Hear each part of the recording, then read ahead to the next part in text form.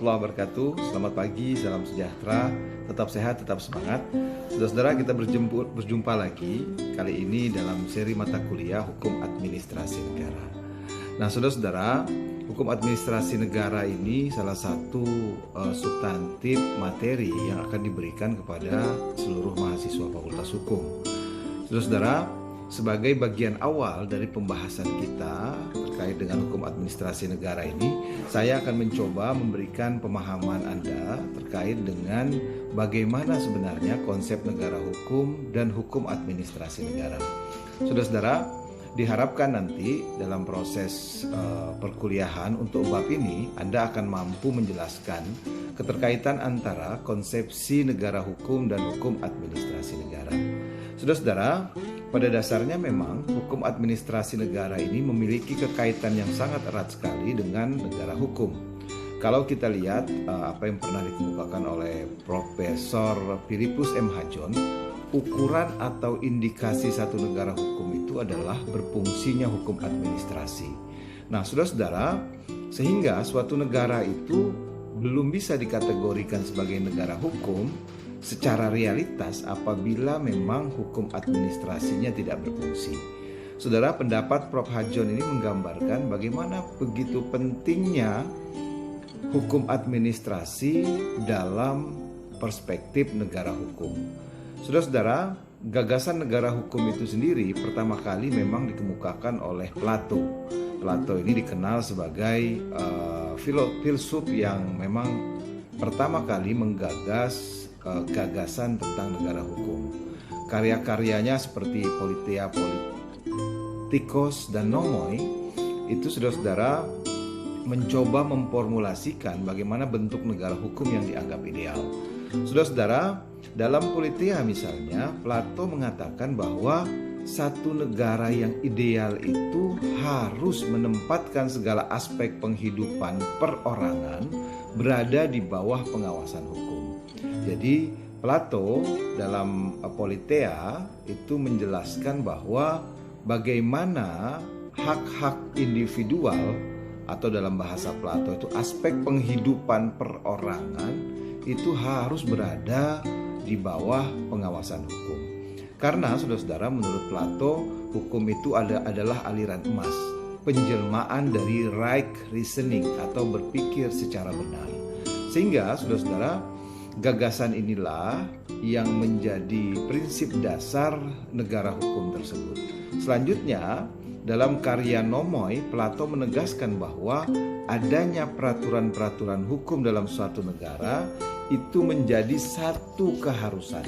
Jadi aturan-aturan hukum dalam satu negara itu menjadi satu keharusan. Sehingga di dalam Nomoi tersebut dijelaskan secara rinci mengenai hal-hal yang diatur oleh hukum. Apa-apa saja yang diatur oleh hukum. Nah, saudara-saudara, lewat pemikiran Plato inilah kemudian dipahami bahwa konsep negara hukum itu sebagai negara hukum yang ideal. Jadi konsep negara hukum ideal menurut Plato itu adalah satu negara di mana penyelenggaraan pemerintahannya diatur berdasarkan hukum. Artinya, tidak ada satu penyelenggaraan negara yang tidak berdasarkan hukum. Itu konsep negara hukum ideal. Sehingga saudara-saudara, dalam konteks kekinian misalnya, kita bisa melihat kalau ada satu negara yang ternyata dalam penyelenggaraan pemerintahannya tidak berdasarkan atas hukum, maka tentu saja negara hukum negara tersebut masih bisa dipertanyakan. Nah, saudara-saudara, kembali kita coba melihat gagasan Plato ini tentang negara hukum, di mana semakin tegas gagasan Plato ini kita lihat setelah mendapat dukungan atau mendapat penegasan kembali dari muridnya Aristoteles. Aristoteles kita juga kenal sebagai salah satu filsuf di bidang ilmu hukum. Gagasan negara hukum yang pertama kali dikemukakan oleh Plato itu dipertegas kembali oleh Aristoteles yang memang merupakan murid dari Plato. Saudara-saudara, Aristoteles menegaskan satu negara yang baik adalah negara yang diperintah dengan konstitusi dan berkedaulatan hukum.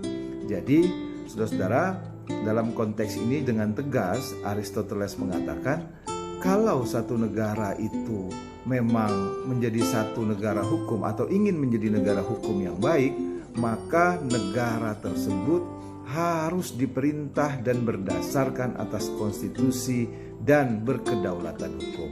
Makna berkedaulatan hukum ini ya tentu saja hukum yang memegang peranan penting dalam proses pemerintahan tersebut. Jadi dalam bahasa kekinian mungkin kita sering mendengar hukum sebagai panglima. Nah, saudara-saudara, sepertinya hukum sebagai panglima ini bagian dari apa yang dikemukakan oleh Aristoteles bahwa negara yang berkedaulatan hukum. Jadi negara hukum itu, kata Aristoteles, jika memang negara itu bisa dikategorikan sebagai negara yang baik apabila negaranya diperintah berdasarkan konstitusi dan berdasarkan kedaulatan hukum. Nah, saudara-saudara, dalam buku karya Aristoteles ini yang berjudul Politika, Aristoteles memang memperkenalkan gagasan keharusan adanya konstitusi dan kedaulatan hukum, res sovereignty. Nah, saudara-saudara, dalam satu negara, kata Aristoteles, konstitusi merupakan penyusunan jabatan dalam satu negara dan menentukan apa yang dimaksudkan dengan badan pemerintahan dan apa akhir dari setiap masyarakat. Konstitusi merupakan aturan-aturan dan penguasa harus mengatur negara menurut aturan-aturan tersebut. Secara sederhana, saudara-saudara, bisa kita katakan bahwa satu negara itu jika memang negara tersebut ingin tetap berada pada koridor negara hukum, maka konstitusi merupakan bagian yang tidak bisa dipisahkan dari negara tersebut. Semua tindakan-tindakan warga negara, tindakan penguasa itu harus berdasarkan pada konstitusi yang ada. Nah, saudara-saudara, gagasan negara hukum dari filsuf-filsuf tersebut, baik itu Aristoteles maupun tadi sebelumnya adalah Plato, itu sebenarnya kalau kita lihat dari wacana pemikiran, memang ini masih dalam tataran idealisme. Karena memang filsuf-filsuf ini dalam konsepnya memang masih bicara pada tataran idealisme. Nah, kemudian pada abad ke-19 lah kemudian muncul konsep negara hukum atau Rechtsstaat dari Friedrich Julius Stahl yang memang diilhami oleh pemikiran Immanuel Kant.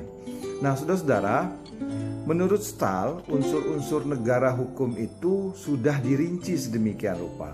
Jadi kalau tadi gagasan Plato kemudian yang diperkuat dengan apa yang dikemukakan oleh Aristoteles, pada abad ke-19 konsep negara hukum Rechtsstaat itu kemudian sudah mulai terbentuk melalui unsur-unsur. Dan hal ini memang dikemukakan oleh pemikir-pemikir seperti Immanuel Kant, kemudian tadi adalah Friedrich Julius Stahl. Nah, saudara-saudara, beberapa unsur dari negara hukum yang dikemukakan adalah yang pertama, negara hukum itu harus ada perlindungan terhadap hak asasi manusia. Jadi ada unsur yang pertama dari negara hukum adalah perlindungan hak asasi manusia. Yang kedua, saudara-saudara, menurut Stahl, bahwa negara hukum itu harus ada pemisahan dan pembagian kekuasaan untuk menjamin hak-hak tersebut. Jadi harus ada pemisahan dan pembagian kekuasaan. Kalau dalam konteks kita mengenal bahwa ada 3 cabang kekuasaan, eksekutif, legislatif, dan yudikatif. Nah, saudara-saudara, dalam konteks unsur negara hukum, Stahl tadi mengatakan harus ada pemisahan dan pembagian dan kekuasaan yang ada dalam negara tersebut. Yang ketiga, saudara-saudara, pemerintah itu harus berdasarkan peraturan perundang-undangan. Itu unsur yang ketiga. Dan yang keempat, dan ini ada kaitannya dengan hukum administrasi, kata Stahl, peradilan administrasi dalam perselisihan. Jadi, saudara-saudara, untuk bisa dikategorikan sebagai negara hukum, ada salah satu unsur yang dalam kaitannya dengan mata kuliah kita, hukum administrasi negara. Dalam kaitannya negara hukum dan hukum administrasi negara, ternyata salah satu unsur dari negara hukum itu adalah adanya peradilan administrasi negara.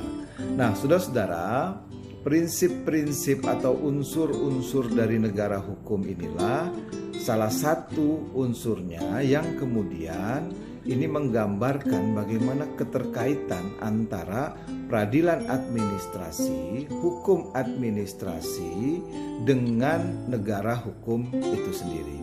Nah, saudara-saudara, pada wilayah Anglo-Saxon sebenarnya muncul juga konsep negara hukum yang kita kenal dengan rule of law, dan ini dikemukakan oleh AVDC.